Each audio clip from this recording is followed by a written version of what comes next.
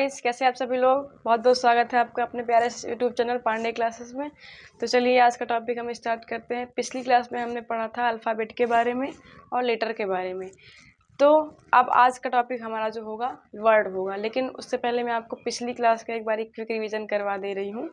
तो पिछली क्लास में हमने पढ़ा था अल्फ़ाबेट के बारे में। अल्फ़ाबेट क्या होता है, अल्फ़ाबेट के बारे में हमने जाना था कि अल्फ़ाबेट एक सिस्टमेटिक टेबल होता है जिसमें लेटर सुटेबल तरीके से लिखे हुए होते हैं, उसको हम बोलते हैं अल्फ़ाबेट। अल्फ़ाबेट में टोटल मैं आपको बताया था कि 26 लेटर्स होते हैं। अब लेटर्स क्या होते हैं ये भी हमने पढ़ा था। तो मैंने आपको बताया था कि एनी सिंबल ऑफ या एनी साइन ऑफ अल्फ़ाबेट, यानी कि एनी साइन ऑफ ABCD में से कोई भी साइन, यानी पूरा हम लिख सकते हैं A to Z में से कोई भी साइन हमारा क्या कहलाता है, लेटर्स कहलाता है। इन्हीं को हम लेटर्स बोलते हैं। तो एनी साइन ऑफ अल्फ़ाबेट, उसी को हम क्या बोलते थे, लेटर। लेटर को मैंने दो पार्ट में डिवाइड किया था। एक बोला था मैंने vowel and second consonants.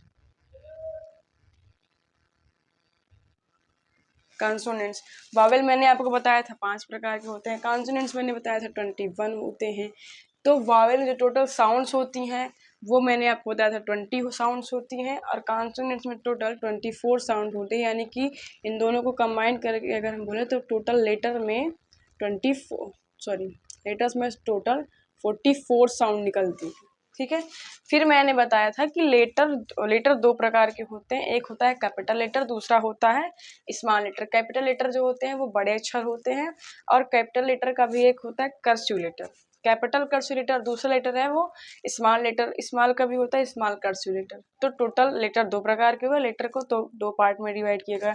Wavell क्या होता है, वावेल में मैंने आपको बताया था कि ऐसे वर्ड जो बिना किसी अदर वर्ड की हेल्प से बोले जाते हैं, और हम इनकी साउंड को अपना माउथ बिना क्लोज किए ही इनकी साउंड को आउट कर सकते हैं। इसको मैंने बताया था वावेल कहते हैं। कॉन्सोनेंट्स क्या होता है, कॉन्सोनेंट यानी कि इसका कोई भी लेटर हमें स्पीक आउट करने के लिए अदर लेटर्स की नीड पड़ती है, उसको हमने बोला था कॉन्सोनेंट्स कहा था। तो इतने सारी चीजें हमने पिछली क्लास में कवर की थी। अब जो हम आज का टॉपिक पढ़ने जा रहे हैं, वर्ड के बारे में पढ़ने जा रहे हैं। वर्ड क्या होता है, तो चलिए स्टार्ट करते हैं। वर्ड का हिंदी होता है शब्द। शब्द से ही समझ आ रहा है। जैसे अब मैं आपको पहले लेटर से ही समझाती हूँ। ऐसे मैंने अल्फ़ाबेट के पूरे A to Z मैंने फॉर एग्जांपल लिया। अब इनमें से मैं कोई भी लेटर लिख दे रही हूँ। जैसे मैंने लिखा M N O A, यानी कि ये सारे लेटर्स लिखे हुए हैं। अब मैं इन लेटर्स को क्या मैं इन सारे लेटर्स को कंबाइन करके कोई वर्ड बना सकती हूँ? तो बिल्कुल बन सकता है। मैंने लिया यहाँ से M ले लिया, A ले लिया एंड N ले लिया, तो मैंने बना दिया M, यानी कि M plus A plus N, ये तीनों लेटर्स कंबाइन करके एक वर्ड बना दिए हैं मैन। अब मैन का अपना मतलब हिंदी मतलब होता है आदमी। ठीक है। अब मैं कोई और लेटर कंबाइन कर दूं, जैसे A M N, A M N, तो क्या A M N का कोई अपना हिंदी अर्थ निकल के आ रहा है? आप कहेंगे AMN क्या होता है, इसका तो कोई मीनिंग ही नहीं है। लेकिन मैन का तो मीनिंग निकल के आ रहा है, आदमी निकल के आ रहा है। लेकिन AMAN क्या है, इसका तो कोई अपने आप में मीनिंग ही नहीं है। तो लेटर्स कुछ इस तरीके से कंबाइंड हो जिसमें अपना एक मीनिंग निकले हिंदी। यूँ नहीं कि हम कोई भी लेटर उठा करके किसी को भी जोड़ दिए हैं, तो इसको वर्ड नहीं बोलेंगे। तो वर्ड उसको बोलते हैं जिसका अपना एक मीनिंग निकले। तो वर्ड की डिफिनेशन हम क्या बोलेंगे कि एक group of meaningful letter is called word. चलिए इसकी डिफिनेशन हम राइट करेंगे। क्लियर है। अब हम स्टार्ट जानेंगे कि वर्ड क्या है, वर्ड की डिफिनेशन क्या कहते हैं। तो मैंने अभी बताया कि ए ग्रुप ऑफ लेटर्स, यानी कि अक्षरों का ऐसा समूह जिसका कोई अर्थ निकले, उसको हम बोलते हैं वर्ड बोलते हैं। तो इसकी डिफिनेशन हम राइट करेंगे।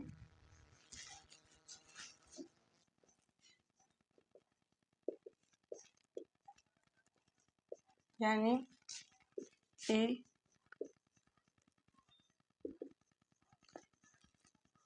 meaningful unit of letters। यानी लेटर्स का ऐसा ग्रुप जिसका अपने आप में कोई मीनिंग हो, इसको हम बोलते हैं वर्ड बोलते हैं। जैसे मैं एग्जांपल के लिए ले रही हूं, मैंने लिया ART, ठीक है। तो क्या ये अपने आप में कोई मीनिंग दे रहा है? मैं इनको कंबाइन कर रही हूँ तो ये अपने आप में मीनिंग एक दे रहा है, ART। आर्ट बन गया है जिसका हिंदी मीनिंग होता है कला। अब क्या मैं इससे कोई और वर्ड बना सकती हूँ? बिल्कुल बन सकता है। मैंने लिखा RAT, रैट। रैट का मतलब होता है चूहा। अब इससे इन 3 लेटर से 2 वर्ड बन गया है। क्या इससे कोई तीसरा वर्ड बन सकता है? बना के देखते हैं एक बारी। तो मैंने कहा TAR। अब आप कहेंगे TAR क्या होता है? इसका तो कोई अपने आप में मैम मीनिंग है, समझ में नहीं आ रहा है। तो TAR एक ताश देखो आप लोग कभी, तो ताश में जो एक पत्ता होता है जे का, उसको बोलते हैं तार। यानी कि तार एक ताश का पत्ता होता है जिसमें किंग बना होता है।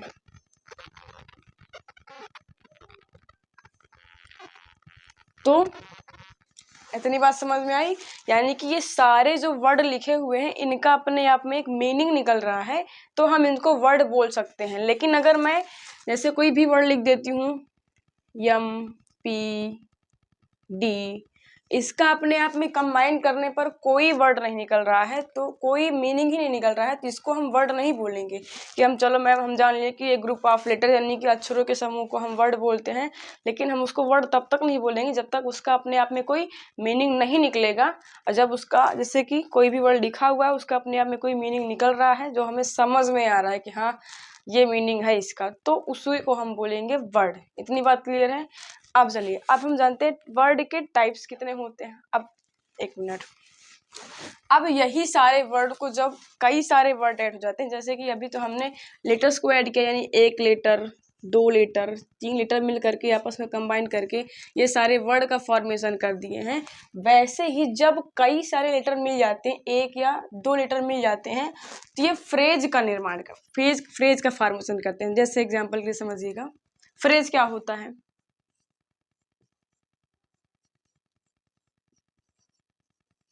फ्रेज का हिंदी होता है पद, ठीक है।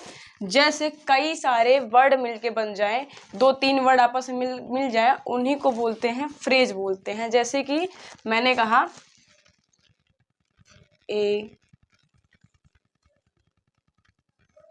ग्लास ऑफ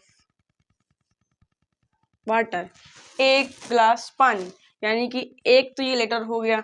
दूसरा ये जो ग्लास लिखा हुआ है ये मैम 5 लीटर से मिलकर के बना हुआ है, तो ये अपने आप में क्या है? एक वर्ड है। ये भी अपने आप में क्या है? एक वर्ड है। वाटर भी अपने आप में क्या है? एक वर्ड है। यानी कि ये 1 लीटर और 3 वर्ड मिल करके एक फ्रेज बना दिए हैं। अब आप बोलोगे इसको हम तो सेंटेंस भी बोल सकते थे।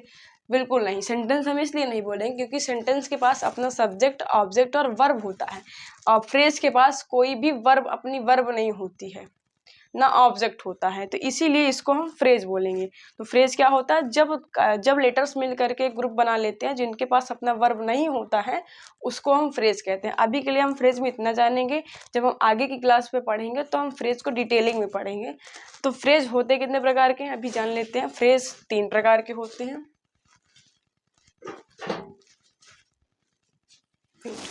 इसको इरेज कर दूं, फिर लिखती हूँ।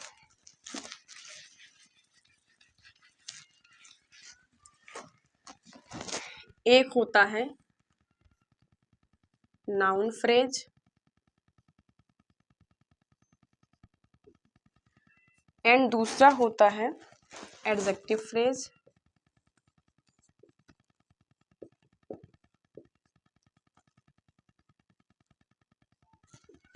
और तीसरा होता है एडवर्ब फ्रेज।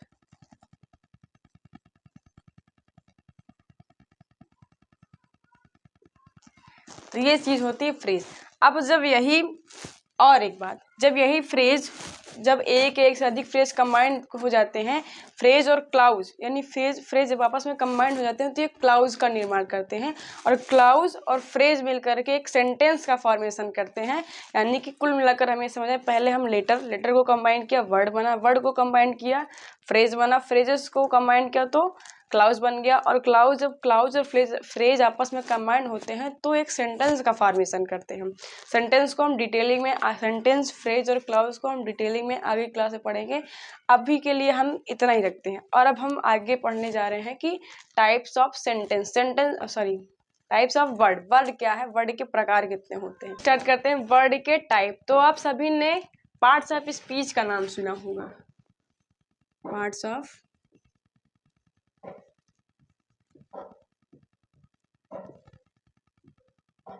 स्पीच। तो जो पार्ट्स ऑफ स्पीच, पूरा पार्ट्स ऑफ स्पीच के 8 भेद होते हैं, 8 होते हैं। तो इन्हीं वर्ड से मिलकर के ही पार्ट्स ऑफ स्पीच बना हुआ है। तो इसीलिए हम पार्ट्स ऑफ, अगर वर्ड के टाइप को बोलेंगे तो वर्ड के 8 प्रकार होते हैं, जो हम अब स्टार्ट करने वाले। First is a noun.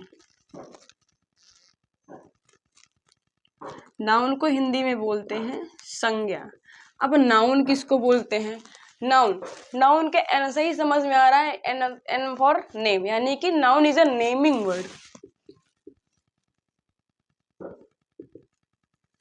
Naming word यानी कि किसी के भी नाम को हम नाउन बोलते हैं। फॉर एग्जाम्पल, किसी भी हम पर्सन का नाम ले लेते हैं, किसी भी प्लेस का नाम ले लेते हैं, किसी भी एनिमल का नाम ले लेते हैं, किसी भी थिंग्स का नाम ले लेते हैं, या फिर हम बोल सकते हैं किसी भी लिविंग थिंग्स या नॉन लिविंग थिंग्स, यानी कि इस संसार में किसी भी वस्तु का हम नाम लेंगे, किसी भी जीव का हम नाम लेंगे, वो सारी की सारी हमारी नाउन होती है। इसीलिए कहा गया noun is a naming word. जैसे मैं एग्जाम्पल लिख रही हूँ, कुछ मैंने लिख दिया राम,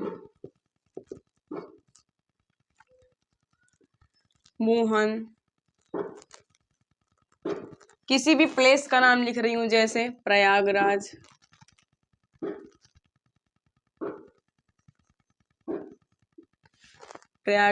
कानपुर, किसी भी जानवर का, एनिमल का नाम लिख रही हूं डॉग,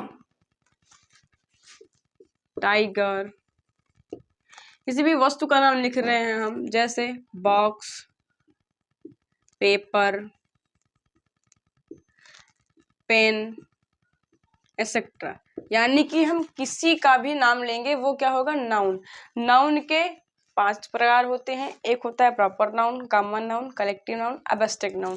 जब हम नाउन की डिटेलिंग अलग से पढ़ेंगे तो उसमें हम नाउन की पूरी डिटेलिंग करेंगे, लेकिन अभी मैं आपको पार्ट्स ऑफ स्पीच के पूरे टाइप बता रही हूँ, जो वर्ड का टाइप है। तो जब हम नाउन का पूरा डिटेलिंग पढ़ेंगे तो नाउन की एक अलग क्लास होगी। अभी के लिए हम बस इसको जानते हैं कि पार्ट्स ऑफ स्पीच का पहला जो टाइप होता है वो नाउन है। दूसरा होता है प्रोनाउन।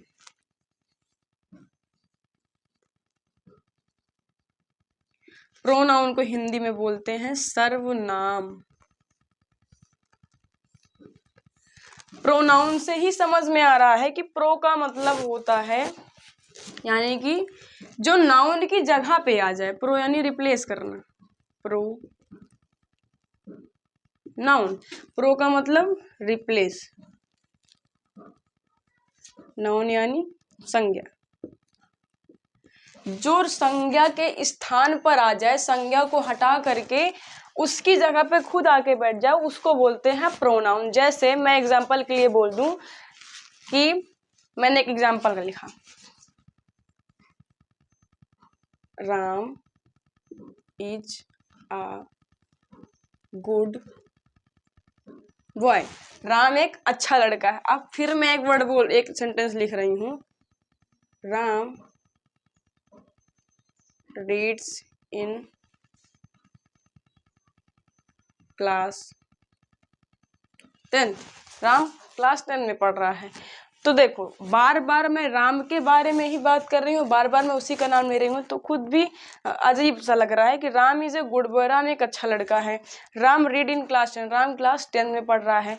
तो हम क्या करेंगे, पहला जो सेंटेंस हमारा होगा वो तो राम हमारा नाउन है, यहाँ पे भी राम क्या है? नाउन है। अब जो प्रोनाउन क्या काम करता है, नाउन को रिप्लेस करने का काम करता है। ये खुद ही नाउन की जगह पर आ जाता है, लेकिन काम डिनोट किसको कर रहा होता है, नाउन को ही कर रहा होता है। जैसे अब मैं इसी सेंटेंस को बार बार राम का नाम ले लेकर के राम की जगह पर एक प्रोनाउन रख दे रही हूँ, जैसे Ram is a good boy, he reads in class 10th। यानी मैंने लिखा वही सेंटेंस है, यहाँ पे राम एक नाउन हो गया है। अब जो ये नाउन यहाँ पे जो नाउन की जगह पर मैंने ही लिख दिया है, ही क्या है, एक प्रोनाउन है, लेकिन ये ही आया किसके लिए है, ये नाउन के लिए, यानी इसी राम के लिए आया हुआ है। तो हम वही कह रहे हैं कि राम नाउन प्रोनाउन क्या होता है, जो नाउन को रिप्लेस कर दे। यानी कि यहाँ पे राम लिखा हुआ था तो राम को हटा करके मैंने इसके लिए ही लगा दिया, ही एक प्रोनाउन है।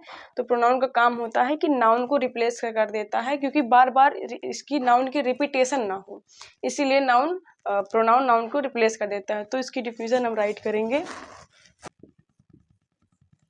replace a noun to avoid its repetition। यानी ये नाउन के रिप्लेस ए नाउन, नाउन को रिप्लेस कर देता है और इस नाउन के रिपीटेशन को अवॉइड करता है, इसको बोलते हैं प्रोनाउन। एक एग्जांपल मैं आपको और दे रही हूँ, जैसे मैंने लिखा Tanya has good friends. Tanya के पास अच्छे दोस्त हैं, and she loves his. Tanya के पास अच्छे दोस्त हैं और वो अपने दोस्तों से प्यार करते हैं। यानी कि यहाँ पे जो तान्या है ये क्या है, अपने आप में एक नाउन है, और इसी नाउन के लिए ये सी आया हुआ है। यानी कि बार बार तान्या का नाम का रिपीटेशन ना हो, इसीलिए यहाँ पे सी लगाया हुआ है। और ये सी किसको डिनोट कर रहा है, तान्या को ही बता रहा है कि वाह, यानी कि तान्या ही अपने दोस्तों को प्यार करती है। तो नाउन समझ में आया कि नाउन रिप्लेस कर प्रोनाउन नाउन को रिप्लेस कर देता है, और ये नाउन के रिपीटेशन को अवॉइड करता है, बार बार नाउन रिपीट ना हो, इसीलिए नाउन की जगह पर प्रोनाउन को लगाया जाता है। इतना क्लियर है। अब इसके बाद नेक्स्ट स्टेप है हमारा वर्ब। क्लास में हम पढ़ेंगे वर्ब के बारे में डिस्कशन करेंगे, फिर हम एडवर्ब के बारे में पढ़ेंगे, प्रीपोजिशन, कंजक्शन एंड इंटरजेक्शन के बारे में पढ़ेंगे। बहुत बहुत धन्यवाद आप सभी लोगों का। कैसी लगी आप सभी को आज की क्लास, लाइक कमेंट जरूर करिएगा। बहुत बहुत धन्यवाद।